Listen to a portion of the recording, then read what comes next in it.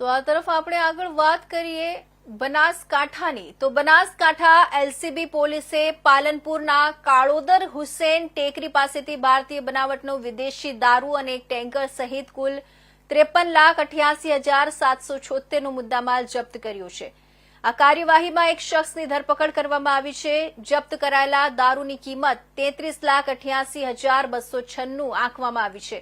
બનાસકાંઠાના પોલીસ અધિક્ષક પ્રશાંત સુંબે દ્વારા જિલ્લામાંથી દારૂ અને જુગાર જેવી અસામાજિક પ્રવૃત્તિઓને નાબૂદ કરવા તથા તેમાં સંડોવાયેલા ઇસમો સામે કડક કાર્યવાહી કરવા સૂચનાઓ આપવામાં આવી હતી।